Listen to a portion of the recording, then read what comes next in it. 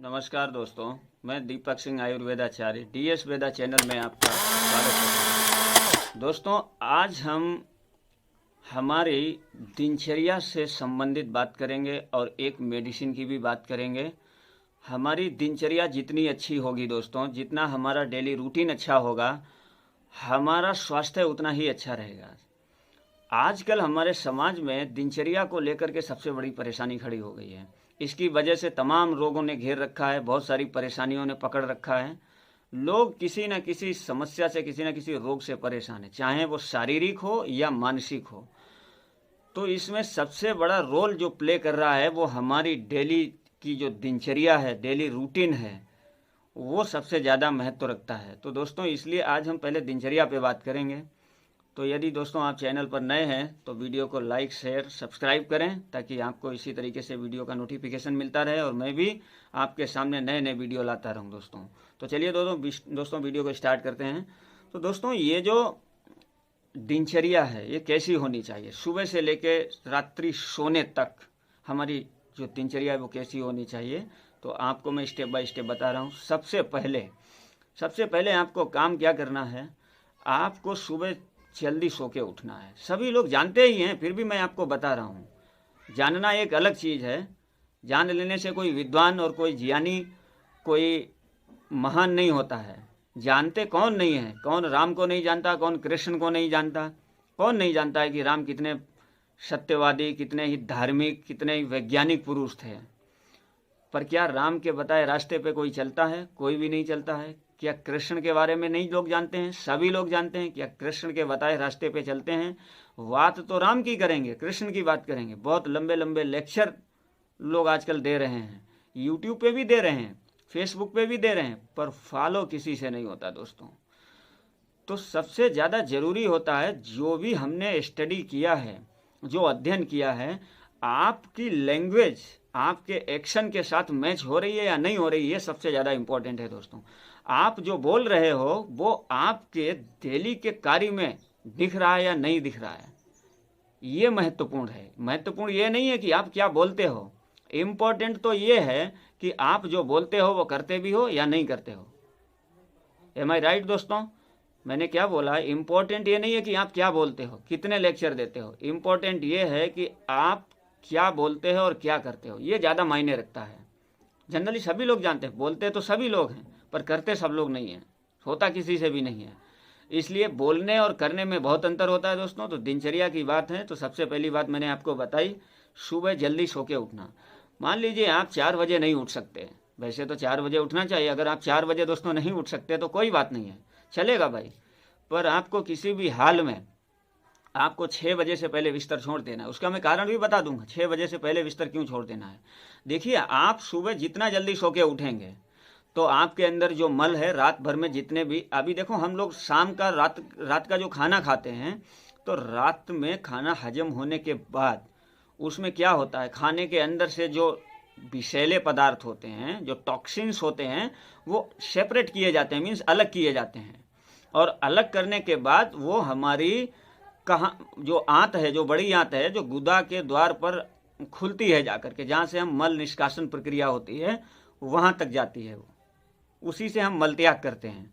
तो दोस्तों, रात भर जो टॉक्सिन्स हैं, जो विषैले पदार्थ हैं, वो सब क्या होते हैं, यूरिया आदि वगैरह जो भी हैं, कोलेस्ट्रॉल वगैरह जो भी खतरनाक पदार्थ हैं, वो सब सेपरेट किए जाते हैं। सेपरेट होने के बाद उनके यथास्थान उनको उनके जगह पे पहुंचा दिया जाता है। अब आलस में आदमी सोता रहेगा, अगर 8-8, 9-9 बजे सो के उठेगा तो दोस्तों वो जो टॉक्सिन्स हैं वो पड़े रहते हैं, एक सीमा तक वो पड़े रहते हैं, फिर उनमें सड़न पैदा हो जाती है। 1-2 दिन में तो नहीं होता है, लेकिन अगर लगातार कंटिन्यू आप इसी प्रोसेस में रहोगे, ऐसी ही दिनचर्या रहेगी, तो जाकर के उनमें क्या होगा, वो वापस अपनी जगह से उल्टे जाने लगते हैं, उनका ऊर्ध्व गमन होने लगता है, वो ऊपर को जाने लगते हैं। ठीक है, एक होता है, हमारी फिजिक्स में भी बोलते हैं उत्क्षेपण और अवक्षेपण, ये ही अधोगमन और ऊर्ध्वगमन होता है। ठीक है, तो ये ऊपर के लिए चढ़ने लगते हैं। तो मतलब नियम तो ये था कि जो विषैले पदार्थ थे, जो टॉक्सिन्स थे, वो नीचे निकल जाने चाहिए थे, पर नहीं निकले। वो क्या हुआ, उनका अधोगमन ना होकर के ऊर्ध्वगमन हो गया।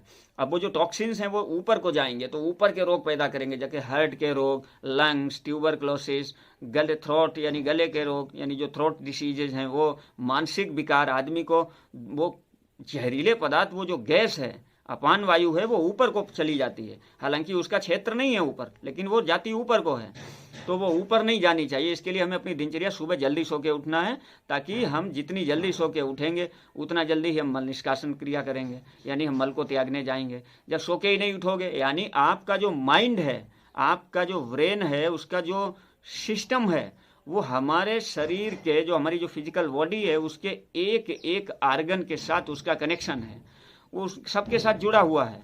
यानी कि आप सो के नहीं उठे तो आप निश्चेत अवस्था में, आप सो रहे हो यानी अच्छे, आप मतलब बेहोशी की अवस्था में हो।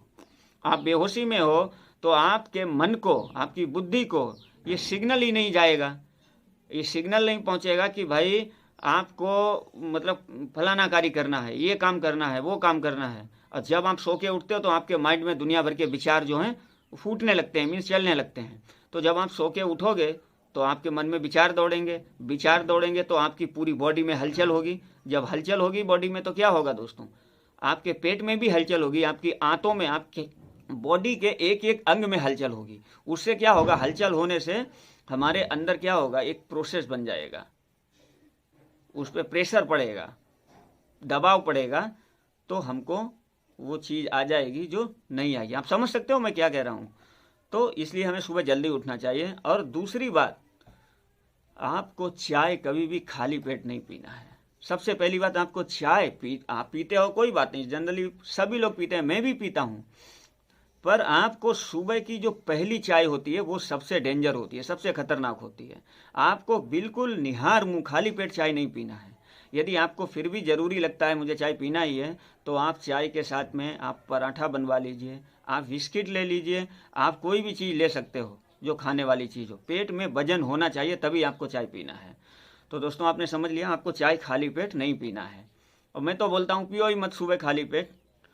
और दूसरा, आपको सूर्य उदय होने के 4 घंटे के बाद खाना खा ही लेना है। जो सूर्य उदय हो, अब लोग क्या होता है 12, 1, 1, 2, 2 बजे खाना खाते हैं, सुबह कुछ खा लिया, फिर 12, 12 बजे, 1, 1 बजे खाना खाएंगे। आपको सूर्य उदय के 1 प्रहर के बाद, 1 प्रहर मतलब एक दिन में 8 प्रहर होते हैं, 1 प्रहर का 3 घंटा काउंट किया हमारे ऋषियों ने। तो आपको 1 प्रहर बीत जाने के बाद भोजन कर ही लेना है। आप जब सो के उठे हो उसका 1 प्रहर बीत जाए, आई मीन आप 6 बजे उठे हो तो आपको 9 बजे हर हाल में खाना खाना है। हाँ, वो आपको 9 बजे खाना खा लेना है। उसके बाद आपको शाम का खाना खाना है। शाम का खाना आपको कितना भी लेट हो, आप 8 बजे से पहले तो खा ही लो। मैं तो बोलता हूँ सूर्य अस्त हो उससे पहले खा लो, सूर्य अस्त नहीं होना चाहिए। बस जब तक आप सोने जाओ तो 4-5 घंटा आपकी वॉकिंग हो जाए, आप टहल लो, ताकि आपका खाना सोने से पहले डाइजेस्ट हो जाए। क्योंकि रात्रि में खाना वर्जित इसलिए है क्योंकि रात्रि में क्या होता है, रात में दोस्तों आपके शरीर के अंदर से जहरीले पदार्थ निकलते हैं। आप 10 बजे खाना खाओगे तो उनका काम उसी टाइम स्टार्ट होता है। शरीर के जितने भी अंग हैं, जैसे कि लीवर है, स्टमक है, स्प्लीन है, पेंक्रियाज है, small intestine, large intestine, lungs वगैरह, एवरी आर्गन, शरीर के ईच आर्गन से डेंजरस, बहुत ही डेंजर पदार्थ निकलते हैं। तो उस टाइम में आप खाना खाओगे तो होगा क्या, वो डेंजर्स जो आपके टॉक्सिन्स हैं वो जाकर के आपके भोजन में मिल जाएंगे, फिर आपको वो ब्लड में मिल जाएंगे, तो आपको दुनिया भर की प्रॉब्लम होगी। इसलिए आपको दोस्तों क्या करना है, आपको खाना जल्दी ही खा लेना है। 10 बजे नहीं खाना, 9 बजे नहीं खाना, आपको 8 बजे पहले खा लेना है। 8 बजना नहीं चाहिए, बस मेरा इतना ही कहना है दोस्तों। ऊपर से आपको करना क्या है, सुबह जल्दी नहा लेना है। आपको दोपहर में नहीं नहाना है कि दोपहर में नहा रहे हो, रात में नहा रहे हो। ये दोपहर रात में नहाना ये बहुत ही खतरनाक काम है, इसको नहीं करना चाहिए। आपको क्या करना है, आपको सुबह ही नहाना है, बस इतना आप समझ लीजिए।